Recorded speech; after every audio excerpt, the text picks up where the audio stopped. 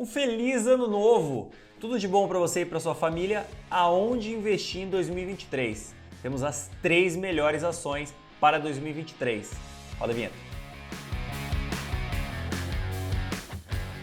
Tudo bem, pessoal? Meu nome, como sempre, é Bruce Barbosa e venho aqui para falar para vocês sobre ações. Quais as melhores ações para você ter em 2023? E não foi fácil chegar nessa listinha. Por quê? Porque o ano de 2023 vai ser desafiador, ou pode ser muito bom, ou pode ser muito ruim. Então, decidir para que lado ele vai é muito difícil. Está tudo na mão do Nine. O famoso presidente eleito do Brasil, Lula da Silva, pode escolher se ele quer destruir a economia ou se ele quer que a economia fique pujante, crescente, com juros baixos, com o Brasil feliz e todo mundo alegre. Ou ele pode querer gastar demais e o Brasil ir para o buraco, juros caros, juros lá em cima, dólar explodindo, o Brasil em recessão, basicamente governo Dilma. Então assim, qual dos dois Lula vai escolher? Ainda não sabemos, mas já sabemos as ações que a gente vai escolher que dão certo nos dois cenários. Deixa eu falar um pouquinho para você sobre esse cenário rapidinho, coisa rápida. Qual é a grande preocupação do mercado? Basicamente, a dívida subindo com relação ao PIB. Por quê? Porque se a dívida sobe muito com relação ao PIB, o país não consegue pagar suas contas. A Dilma fez um trabalho terrível, né, e fez essa dívida explodir aqui. O Temer começou a controlar a dívida, a gente teve a pandemia, Bolsonaro gastou demais, mas depois economizou e a dívida sobre PIB voltou ao normal, né, depois da recessão que a gente teve lá na pandemia. E esse é o medo do mercado. Com a aprovação de 200 bilhões acima do teto, um pouco mais, um pouco menos, dependendo da conta que os economistas fazem, com a aprovação de 200 bilhões acima do teto, se dá um déficit de mais ou menos 2% do PIB por ano, o que leva a trajetória da dívida a uma trajetória crescente, né? A dívida começa a aumentar e o país começa a perder a capacidade de pagamento dessa dívida. Até Hermínio Fraga, famoso economista brasileiro, já soltou reportagens na Folha falando: ó, pessoal, cuidado, que essa PEC é um pouco grande demais, vocês podem ter problema. Uma coisa que pouca gente entende, que eu já vi muita gente falando coisa aqui, coisa lá, mas ninguém entendeu muito bem qual é o centro da questão. Qual a diferença entre Lula 1 e Lula 3? No Lula 1, o Lula fazia 4% do PIB de superávit. Quer dizer, ele gastava menos do que arrecadava, tirando o giro da dívida, né? Essa é normalmente como você faz a conta do superávit primário. Então eles gastavam 4% menos do que arrecadavam, quando ainda tinha o palote, tinha aquela política econômica lá de trás. Agora, o que a gente está vendo é que eles vão gastar 2% a mais do que arrecadam. Então, a gente saiu de um superávit primário de 4% para um déficit de 2%. E é justamente por isso que o Hermínio Fraga escreveu o seu textinho na Folha. Não só esse, né? Ele já fez alguns outros. Então, assim, quem que o Lula vai decidir ser? Dilma e catástrofe ou Temer e juros baixando e Bovespa porrando e tudo mais? Eu já mostrei isso para vocês aqui em outro vídeo, há um tempinho atrás, mas basicamente no governo Dilma, qual foi o grande problema? CDI muito alto, recessão, país no buraco. CDI subiu 82% durante os dois governos dela, né, até o impeachment, e o Bovespa caiu 42%. Tragédia pra gente. O que o Temer fez? O Temer controlou os gastos públicos, controlou a inflação, reduziu o CDI, que subiu só 31% durante o seu governo, e o Bovespa subiu 3 vezes mais que o CDI. Então, assim, queremos Temer, não queremos Dilma, mas ainda não sabemos o que o Nine vai escolher, né? Será que ele será Lulinha, paz e amor, coraçãozinho para todos nós, coraçãozinho para os investidores, ou Lula dando banana para o mercado? Qual que você acha? Eu ainda não sei, então vamos lá, um pé em cada canoa. Primeira recomendação, PetroRio é óbvio, você sabia que eu ia começar com PetroRio, mas eu vou rápido para não te chatear. PetroRio tem um crescimento muito forte de produção, subiu 250% desde que a gente recomendou a primeira vez, ainda tem mais 233% de crescimento de produção nos próximos 2 anos e meio, que ela já comprou. Ela pode comprar mais, mas ela já comprou esses 233%. E aí, como sempre, você sabe o que eu vou dizer, né?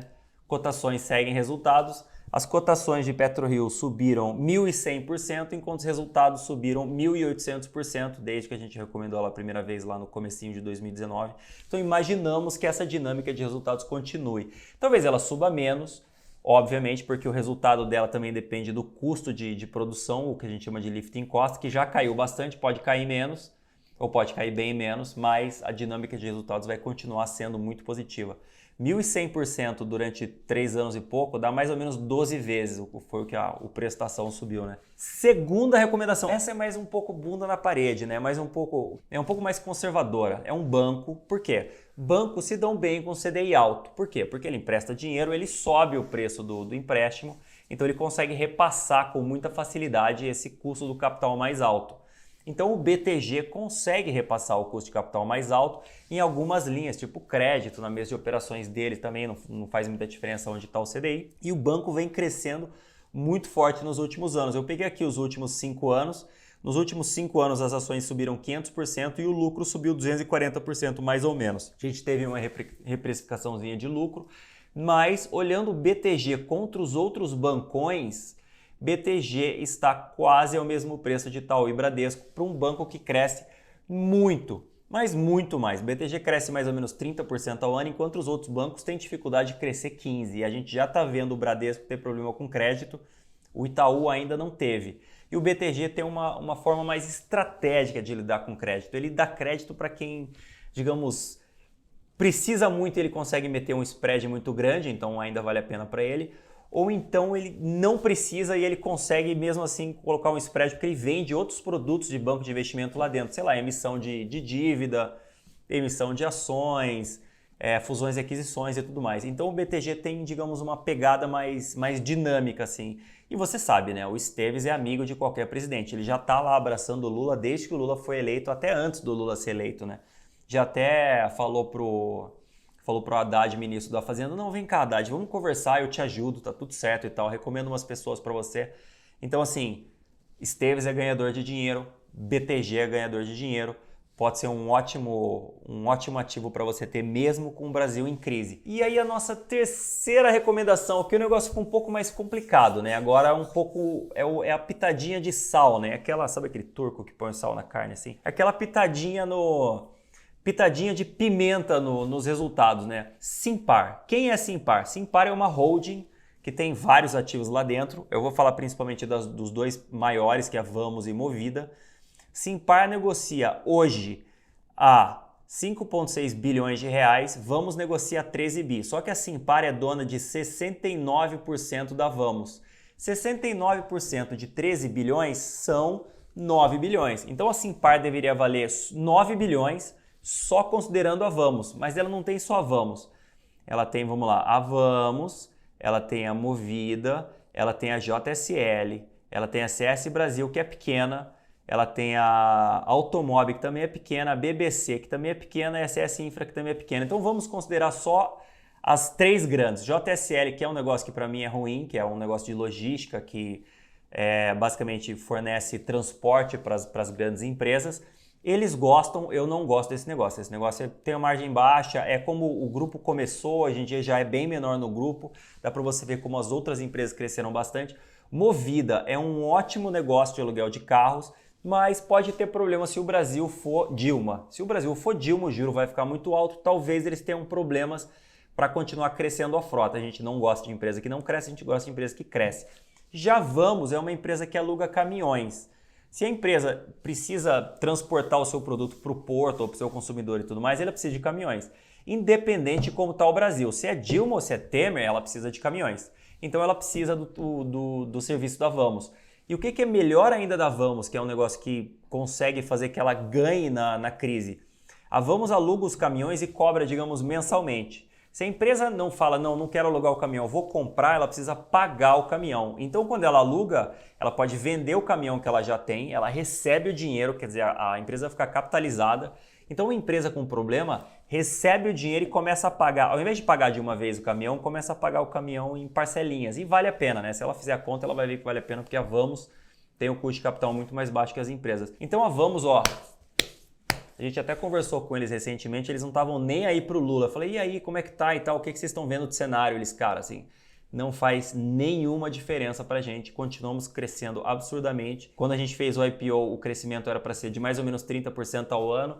Eles começaram a crescer 50% ao ano que eles estão crescendo agora e vem a oportunidade de crescer ainda mais. Já tem um pipeline, né? Um projeto, um plano de crescimento muito forte para 2023 e se for Lula paz e amor, ou se for Lula radical, problema do Lula, eles não querem nem saber. Então assim, por que Simpar? Porque a Simpar tem um desconto de vamos de holding de mais de 60%. Você compra a holding, leva a Movida de graça, a JSL de graça e todas aquelas outras pequenininhas de graça e ainda sobra dinheiro do valor de Vamos lá dentro. Então assim, vale comprar Vamos? Vale. Mas vale mais ainda a pena comprar Simpar, que tem um desconto de holding em cima da Vamos. Então essa é um pouco mais, digamos, um pouco mais apimentada, justamente porque o mercado está vendo as locadoras com olhos muito negativos, por causa da dívida elevada, porque eles são capital intensivo e tudo mais. Tem muitas outras empresas na bolsa que também são capital intensivo, mas o mercado resolveu que as locadoras são a pior coisa do mundo e resolveram bater nelas. Então assim, se o mercado se normalizar, a Simpar vai voar. Fato é que ela está extremamente barata nesse nível, muito barata quando você olha os ativos que ela tem, extremamente barata quando você olha os resultados que ela tem. E se você pegar a Simpar nos últimos 5 anos, as ações subiram só 235%, enquanto os resultados subiram 440%. Quer dizer, resultados subindo forte com ações de lado, a empresa está ficando bastante barata, está muito barata. Recomendamos que você compre Simpar, aquela pimentinha no seu portfólio para o ano que vem. Mas calma lá, e para você, quais são as 3 melhores empresas para ter no seu portfólio para 2023? Comenta aqui embaixo que eu quero saber. Vamos abrir essa discussão aí que eu quero, muito interessante por sinal. E antes de você ter um feliz ano novo com essas 3 empresas, se você não gostou de alguma delas, a Daniele Lopes, maravilhosa Daniele Lopes, escolheu 3 bancos muito bons para você ter no seu portfólio no ano que vem. De todos os bancos da bolsa, são 11 bancos mais ou menos, 3 são os melhores, são aqueles que têm melhor carteira de crédito, menor risco, maior crescimento, maior solidez. Então, dê uma olhada nesse relatório, tá bem interessante da Daniele, e um abraço.